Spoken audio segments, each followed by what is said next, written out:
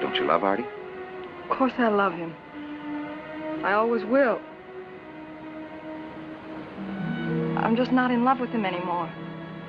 What happened? Olá, eu sou Edu Schneider do Cashback e hoje nós vamos voltar bastante. Vamos ao ano de 1950 para falar de Crepúsculo dos Deuses, no original Sunset Boulevard, dirigido por Billy Wilder, na sua parceria com Charles Brackett, a última parceria deles de roteiro, né? São dois profissionais aí que trabalharam juntos, fizeram bastante coisa legal. E é aquele filme no estilo que eu gosto. Fotografia em preto e branco, naquele estilo expressionismo alemão. É um filme com uma pegada no ar, uma trilha muito boa do Franz Waxman e com atores magníficos. A história é a seguinte: um roteirista fracassado, Joe Gillis, vivido pelo maravilhoso William Holden, que já esteve no Cashback na Ponte do Rio Kwai, e tem outro filme dele que eu também amo, que é o Rede de Intrigas, aí já nos anos 70, ele está fugindo com seu carro ali por Hollywood, porque ele não pagou as prestações do carro e seu carro vai sofrer busca e apreensão. Então ele está fugindo para não ter seu carro pego. E é interessante porque nessa fuga você vê o nome Sunset Boulevard ali na sarjeta. É muito interessante ali, literalmente na sarjeta. Está fugindo e nessa fuga ele encontra uma mansão que parece estar abandonada. Ele vai esconder o carro ali nessa garagem dessa mansão e ele percebe que a mansão é habitada. Tem um mordomo na porta que a gente vai conhecer, que é o Max, vivido pelo ex-diretor Erich von Stroheim. Quem mora na casa é a atriz muito famosa da época do cinema mudo, Norma Desmond, vivida maravilhosamente pela Gloria Swanson. E aí a história se desenrola. É interessante também falar sobre dois personagens que são bem importantes nessa história. O seu melhor amigo, assistente de direção, Art Green, vivido pelo Jack Webb, e a sua noiva Beth Shaver, vivido pela Nancy Olson, que é uma aspirante a roteirista. E aí, como Joe Gillis foi convidado a entrar, ele conta para a Norma que ele é um roteirista, e ela, querendo voltar ao estrelato, ela diz que tem um roteiro de Salomé para apresentar a ele, e meio que trancafia ele dentro da casa ali até ele terminar de fazer esse roteiro. E aí eles acabam se tornando amantes, né? Ela mais velha do que ele, ela ali com 50 anos, ele ali em torno dos seus 30 anos, o que é muito mal visto pela sociedade, né? Nos 50 hoje já tem muito preconceito, você imagina nos anos 50. A história tem muito disso. A decadência dos atores e diretores da época do cinema mudo nessa transição, nós já vimos filmes também, né, tratando muito bem desse assunto, como um dos mais famosos, que é Cantando na Chuva, né? Talvez o musical mais famoso. E é curioso porque o filme, além de ter os atores, né, bem conhecidos como Gloria Swanson, como William Holden, como Erich von Stroheim, ele também mescla com atores vivendo eles próprios, atores que também não fizeram uma boa transição do cinema mudo para o cinema falado. Tem uma cena que eles estão jogando carta na casa da Norma e você vê jogando carta ali nada mais, nada menos do que Buster Keaton, né? Um dos artistas mais famosos da época do cinema mudo, ali junto com o Charlie Chaplin, né? Os dois muito famosos. Aí você vê, inclusive o Joe Gillis chama esses amigos, que o Buster Keaton é um desses amigos, como os amigos de cera dela ali, porque eles ficam ali jogando carta, praticamente não falam nada, não tem um diálogo entre eles ali, é muito interessante.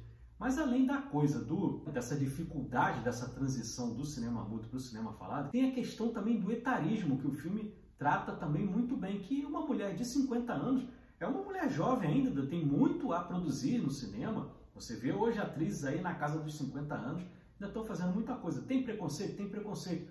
Muitos papéis que elas estão fazendo é papel de mãe, né? Papel de aquela mulher poderosa, tal. Não tem mais papel, por exemplo, de um romance, coisas que homens de 50 anos fazem com a maior tranquilidade. O filme trata isso muito bem também. O filme trata, como o Billy Wilder começou como roteirista, depois ele foi virar até diretor, porque ele dizia que mexiam muito no roteiro dele, e aí acabou que ele virou diretor para ele próprio dirigir, para ninguém ficar se metendo no trabalho dele. E aí tem uma cena que tem uma alfinetada também, o Joe Gillis comenta que as pessoas não valorizam os roteiristas. É bem interessante essa cena. E aí o Billy Wilder, muito inteligente nesse roteiro dele, junto com Charles Brackett, tem umas cenas também muito legais, porque tem uma hora que eles estão assistindo um filme lá dentro da mansão, e aí o filme que eles estão assistindo é Minha Rainha, Queen Kelly. E aí é uma brincadeira que o Billy Wilder faz. Por quê? Porque esse filme, o Queen Kelly, é um filme mudo de 1932. Sabe quem é o diretor desse filme? O Erich von Stroheim, que faz o mordomo Max. E quem é a atriz que protagoniza esse filme? Gloria Swanson. que aqui faz a Norma Desmond. Então ele faz uma brincadeira nessa metalinguagem que o Billy Wilder utiliza, eu gosto bastante. E como eu falei, além do Buster Keaton, das figuras que vão aparecendo no filme, e uma das figuras principais dessas que aparecem é o diretor Cecil B. DeMille, que é um diretor que fez muito sucesso na época do cinema mudo, mas talvez a minha geração, a geração de vocês, vai lembrar mais dele por conta dos 10 Mandamentos, né? Filme famosíssimo, e por conta de um filme dele que ganhou o Oscar, que eu nem acho tão bom assim, que é O Maior Espetáculo da Terra. E é muito interessante porque O Maior Espetáculo da Terra, nos Fabelmans, da primeira vez que o Spielberg foi ao cinema, foi o maior espetáculo da Terra. Então tem isso aí também de interessante. Então tem uma hora aqui que a Norma Desmond vai ao estúdio da Paramount para tentar entregar esse roteiro ao Cecil B. DeMille, que está gravando um outro filme e ele não quer encontrar com a Norma Desmond, porque é aquela coisa, a pessoa quando está em decadência, ninguém quer chegar perto, né? E aí é muito interessante porque ela tenta entrar na Paramount, ela está lá com o carro dela, ela tenta entrar, e aí tem um segurança que é mais jovem, ele não deixa entrar. E aí tem um segurança das antigas, quando ele olha, ele fala, não, cara, é a Norma Desmond, deixa ela entrar. E aí cumprimenta, e aí faz a maior reverência com ela. E quando ela entra no estúdio também, o Cecil B. DeMille fica meio que fugindo dela, mas tem um operador de luz das antigas que lembra muito dela, que trabalhou em diversos filmes na época do auge da Norma. É uma cena muito bonita, ele pega a iluminação e joga toda nela ali, é muito bonita. Essas cenas, como eu falei, bebe muito do expressionismo alemão. Tem uma cena que é magnífica, que você vê a iluminação batendo na Norma Desmond, né, na Gloria Swanson, e aí forma a silhueta dela, assim, é muito bonito. Esse contraste do claro e escuro no filme aí é feito de forma brilhante. E nessa hora que ela está no estúdio, que aí ela é iluminada, esse operador de luz reconhece, e aí você vê outros profissionais daqueles, né, da retaguarda ali, que lembram da Norma Desmond. Então todos fazem a maior reverência a ela, coisa que o Cecil B. DeMille não faz, e aí acaba meio que ali ela enrolando ela volta para casa. E nesse ínterim, o Joe Gillis, já sentindo quase como se fosse um prisioneiro, ele começa a dar umas saidinhas, e aí ele encontra com a Beth, nessa noiva do amigo dele, e aí você vê o Joe Gillis é meio talarico, porque eles, né, nessas escapadas dele, ele resolve, né, tentar construir um roteiro com essa namorada do amigo, a Beth, e ele acaba, né, tendo ali um romance com ela também. Ele é bem canalha, porque esse amigo dele, quando ele estava na pior, ofereceu a casa dele, ofereceu dinheiro para ele. Então você vê que ele não é também flor que se cheira. É isso que é interessante nesse filme também, porque os personagens ali não são assim maniqueístas. Você tem personagens ali com diversas camadas, né? Ele não é totalmente bom, nem a Norma Desmond também é uma pessoa horrível também, né? Ela tem as suas razões ali também. E aí, nessas idas e vindas dele, às vezes que ele consegue escapar da mansão ali, numa delas ele é pego pelo Max, e aí o Max, né, que é o mordomo, que ele chama o Joe para conversar, e ele revela que, na verdade, ele passou a ser mordomo depois, porque ele era, na verdade, o primeiro marido dela, e ele é um cara meio que o protetor dela ali. Só que nessa questão de proteção, ele acaba mascarando toda a verdade para ela, e até que ponto isso é bom. O Billy Wilder, nesse filme aqui, ele também discute, lá no seu Meu Apartamento Falasse também, ele discute, né, diretor magnífico desse Meu Apartamento Falasse, de Farrapo Humano, que não, talvez o primeiro filme é tratar com seriedade o alcoolismo, e no Meu Apartamento Falasse ele trata do tema suicídio, e aqui também é tratado do tema suicídio. É muito importante, o cinema do Billy Wilder toca em pontos muito importantes, né? No Quanto Mais Quente Melhor, que é uma comédia espetacular, você vê que é um diretor bastante versátil, mas ele é um cara que sabe fazer comédia e sabe fazer drama também. Mas aí já adentrando no final ali, né, o Joe já não aguentando viver aquela vida, ele quer a liberdade dele de volta, mesmo que volte a ficar uma pessoa sem dinheiro, e a Norma já completamente desiludida, porque ele acaba revelando para ela que o Cecil B. DeMille não quer pegar roteiro dela nada para fazer filme com ela, e aí ela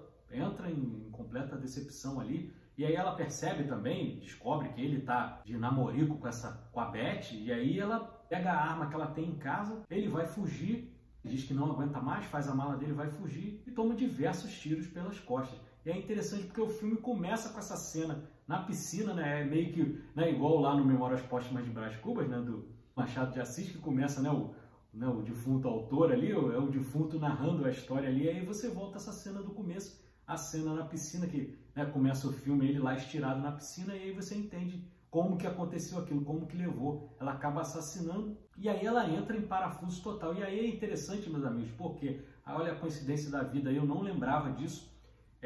Semana passada eu trouxe um filme chamado Trumbo, que aí tem uma personagem lá no filme interpretada pela Helen Mirren, uma personagem real, que era uma colunista de fofoca chamada Hedda Hopper. E aí ela faz ela própria no filme aqui, no Sunset Boulevard, né, no Crepúsculo dos Deuses, porque no final lá, quando tem a notícia do assassinato e tudo mais, a Norma já está completamente surtada, e aí ela vê um monte de gente esperando para, né, a polícia, imprensa, ela acha que aquilo ali as pessoas estão, né, igual na época do auge dela, né, da fama ali dela como atriz, ela acha que aquilo ali são pessoas para recebê-lo. Ela já surtou completamente. E aí na hora que ela está descendo ali, levada pela polícia, a polícia tem até bastante cuidado com ela. Uma das pessoas que a recebem ali é a Hedda Hopper, né? A verdadeira Hedda Hopper ali, a colunista de fofoca, né? Bem interessante, então casou com o que a gente falou na semana passada no Trumbo, né? Que era uma mulher, né? Filha da mãe, dedo duro, um monte de gente perdeu emprego na época do macartismo por causa dela. Mas aí termina, né? E aí é muito interessante o filme, né? Visualmente ele é brilhante. Lembra que eu falei da cena do holofote lá quando ela visitou o estúdio da Paramount? Aqui faz uma cena que você liga, faz uma rima narrativa, porque ela não está sob holofote, mas ela está com um espelho na mão, e o espelho, visualmente, quando ela reflete no próprio rosto, parece o holofote lá né, do estúdio da Paramount. Então ela desce ali como se estivesse descendo triunfante ali, mas na verdade ela está sendo presa ali naquele momento. Filme brilhante, né? Concorreu a diversos Oscars, acabou perdendo porque foi no mesmo ano da Malvada, filme maravilhoso também, de 1950, mas ele acabou levando 3 Oscars. Levou roteiro original, levou direção de arte em preto e branco e levou também melhor trilha sonora do Franz Waxman, né, que fez a trilha também da Noiva de Frankenstein, né, para quem acompanha o cinema das antigas aí também, só para vocês se situarem. Mas é um dos maiores filmes aí já feitos. Eu sou apaixonado pelo Billy Wilder e estava já doido para trazer um filme dele. Quero trazer outros também. Né, o próprio Se Meu Apartamento Falasse, o Farrapo Humano, são 2 filmes que eu quero trazer, e o quanto mais quente melhor também, porque eu sou apaixonado pelo Jack Lemmon também. Agora, só antes de eu terminar, só para, né, a gente falar aí um pouquinho melhor sobre o etarismo, né, como que é interessante. A gente viu aí recentemente, né, o Top Gun Maverick com o Tom Cruise mais velho, com a Jennifer Connelly, e aí você pega aqui, vamos pegar as idades reais. A Gloria Swanson tinha 51 anos quando fez Crepúsculo dos Deuses. William Holden, 32 anos. 19 anos aí era tratado como uma coisa assim absurda. Tem uma hora que o assistente do C.S. B. DeMille fala, a Norma tem 1 milhão de anos. Aí ele fala, até tem uma fala, você vê que o Billy Wilder era muito à frente do seu tempo, ele fala assim, isso muito me preocupa, porque se você considera ela tão velha assim, eu tenho idade para ser pai dela. Então, né, você vê aí como os homens continuam trabalhando e as mulheres são, né, relegadas ao ostracismo por questão de idade. E aí você pega, por exemplo, um filme famosíssimo do Alfred Hitchcock, chamado Um Corpo que Cai. Nós temos o James Stewart e a Kim Novak. E aí, eu falei, 19 anos de diferença. Sabe qual a diferença de idade de James Stewart e Kim Novak? 28 anos. E você não vê ninguém contestando. Então você vê que essa questão do etarismo, né, é uma questão muito pesada e que ainda hoje, né, a gente ainda está debatendo aí sobre isso. Beleza? Então, se você gostou, deixa o like, inscreva-se no canal do Cashback. A gente tem às quartas-feiras, 8h30, o nosso podcast, episódios mais longos, né? A gente detalha mais os filmes, eu aí com o John, com o Rodrigo, com o Nicolas. Tem episódios aí bem bacanas, já tem, né, quase 200 episódios lançados aí. Tem os meus vídeos de segunda a sexta, tem nossos shorts, cobertura de cabine de imprensa, então tem bastante coisa de cinema aí para você acompanhar. Beleza? Então nos encontramos aí na próxima, meus amigos. Grande abraço, muito obrigado.